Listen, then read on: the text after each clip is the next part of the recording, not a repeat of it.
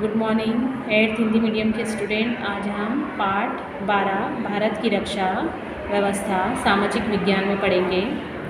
इसमें हम पढ़ेंगे कि भारत रक्षा सेनाओं का संगठन कैसे करता है और रक्षा सेनाएं शांति काल में किस प्रकार से योगदान देती हैं और रक्षा सामग्री का उत्पादन कैसे किया जाता है और उनकी क्या कर्तव्य है। तो भारत का विश्व में शांति और सुरक्षा में दृढ़ विश्वास रहा है, इसलिए भारत राष्ट्रीय अंतर्राष्ट्रीय विवादों को पारस्परिक विचार विमर्श तथा शांतिपूर्ण तरीके से सुलझाने का प्रयास करता आ रहा है। भारत इसी नीति का अनुसरण करने की अपेक्षा रखता है और अपने पड़ोसी देशों से भी यही अपेक्षा रखता है। भारत को अपनी सुरक्षा की चिंता था, उससे अपनी रक्षा व्यवस्था सेनाओं को सुदृढ़ और मजबूत बनाया है ताकि विश्व में शांति सुरक्षा की व्यवस्था हो सके। आज देश की रक्षा व्यवस्था एक महत्वपूर्ण लक्ष्य है भारत के लिए, क्योंकि कुछ देशों ने अनावश्यक आक्रमणों के कारण और देश की रक्षा व्यवस्था का महत्व और बढ़ जाता है। अगर इस प्रकार की घटनाएं घटित होती हैं तो एक शक्तिशाली राष्ट्र की विदेशी आक्रमणों से सुरक्षा के लिए सीमाओं की रक्षा करना सबसे सर्वोपरि कारण है। अतः उपरोक्त कारणों से भारत में एक सुदृढ़ रक्षा व्यवस्था स्थापित की जा सकती है और इसके लिए ही सशस्त्र सेनाओं का गठन भी किया गया है। तो भारत में 3 सेनाएं हैं। कौन कौन सी? थल सेना, नौसेना और वायुसेना। सबसे पहले सेना आती है भारतीय थल सेना। विश्व की प्रमुख शक्तिशाली सेनाओं में से एक है। ये सुसंगठित, सुसज्जित और अनुशासित है। समर्पित थल सेना पर हमें गर्व है। इस सेना का मुख्यालय कहाँ पर है? नई दिल्ली में। इसके जो सर्वोच्च अधिकारी है वो अध्यक्ष होते हैं और जिसका पद जनरल के समक्ष होता है।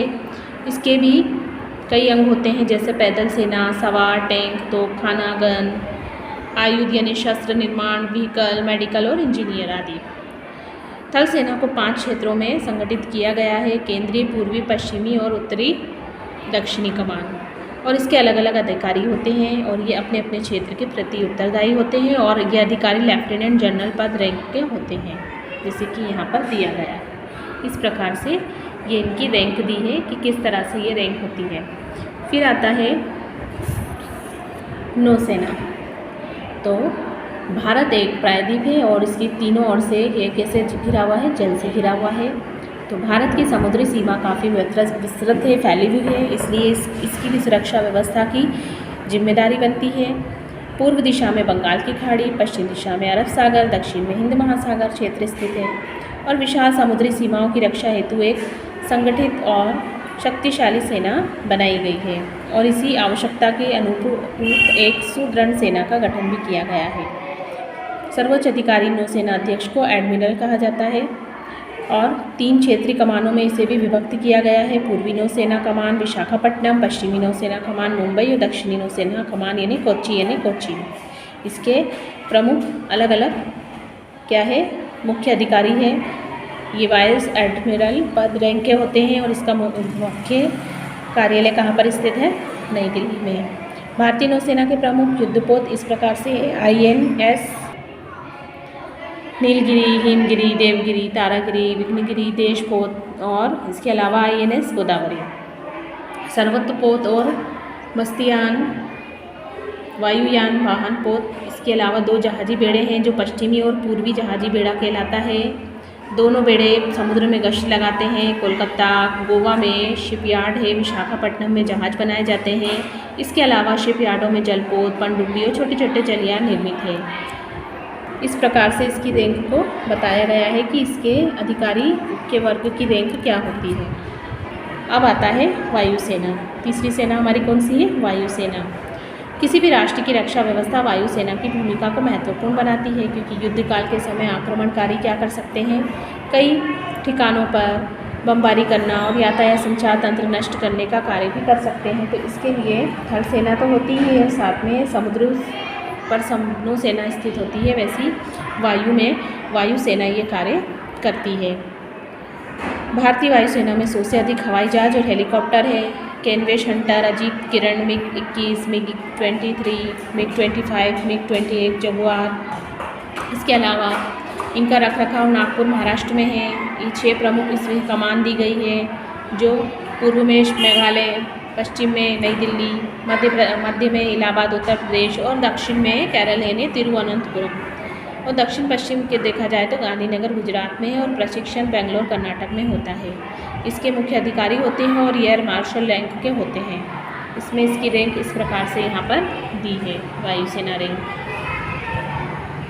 तो हम कह सकते हैं कि किसी भी राष्ट्र का यह प्रमुख दायित्व है कि वह अपने नागरिकों और विदेशी आक्रमणों से रक्षा करें। नागरिकों का भी यह कर्तव्य है कि संकट काल में राष्ट्र की एकता और अखंडता की सुरक्षा करें, सेनाओं का गठन करें, वह देश की स्वतंत्रता संप्रभुता की रक्षा करें।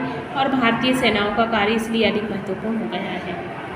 अब देखा जाए तो शांति काल में ये रक्षा सेनाएं बहुत बड़ा योगदान देती है। चाहे कोई सी भी आवश्यकता पड़ जाए, जैसे बाढ़ है, भूकंप है, प्राकृतिक प्रकोप है, दुर्घटनाएं हैं, उसमें ये राहत का कार्य करती है। संयुक्त राष्ट्र द्वारा विश्व के विभिन्न देशों में शांति स्थापित करने के कार्य किए जाते हैं।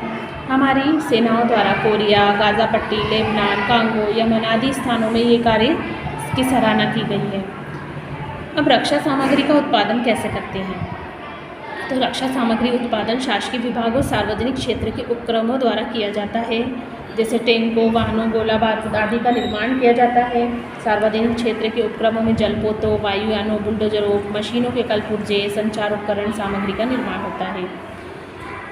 परमाणु शक्ति संपन्न बनाने हेतु देश को कई कार्य स्थापित किए गए हैं, जैसे तारापुर महाराष्ट्र और कलपक्कम तमिलनाडु। और इसके अलावा मिसाइल के निर्माण किए गए हैं जो भारत को एक मजबूत सेना बनाता है। जैसे अग्नि, पृथ्वी, त्रिशूल, नाग, आकाश अस्त्र और ब्रह्मास्त्र आदि जैसे शस्त्रों का निर्माण किया गया है। 1974 और 1998 में परमाणु बम का परीक्षण विस्फोट करके परमाणविक शक्ति का परिचय भारत पहले ही विश्व को दे चुका है। युद्ध का खतरा केवल युद्ध क्षेत्र तक ही सीमित नहीं रहता। हवाई हमले, गोलाबारी अनेक नगर नष्ट कर देते हैं, यहाँ तक कि संपत्ति को भी नुकसान पहुँचाते हैं। प्रत्येक नागरिक को प्राथमिक चिकित्सा, नर्सिंग ट्रेनिंग लेनी चाहिए। उन्हें यह जानकारी होना चाहिए कि ब्लैकआउट, हवाई हमले और आग लगने पर क्या करना चाहिए। इसके लिए नेशनल कैडेट कोर का गठन किया गया है जो विद्यालय के छात्र छात्राओं को अनुशासित करता है और उन्हें इससे सैन्य अभिरुचि जागृत करने का प्रयास भी करता है। प्रादेशिक सेना का गठन किया गया है और यह उन नागरिकों की सेना है जो देश की रक्षा में भाग लेना चाहते हैं। 18 से 35 वर्ष की आयु के बीच का कोई भी नागरिक सशस्त्र प्रशिक्षण ले सकता है। युद्ध, संकट और विपरीत समय में वो अपना ये कार्य कर सकता है। समाज विरोधी तत्व इस परिस्थिति का लाभ उठाते हैं, इसलिए प्रत्येक नागरिक का क्या कर्तव्य है कि वो असामाजिक तत्वों से सतर्क रहे और सरकार की सहायता करे। यहाँ तक आपको इस पाठ को पढ़ना है और समझना है।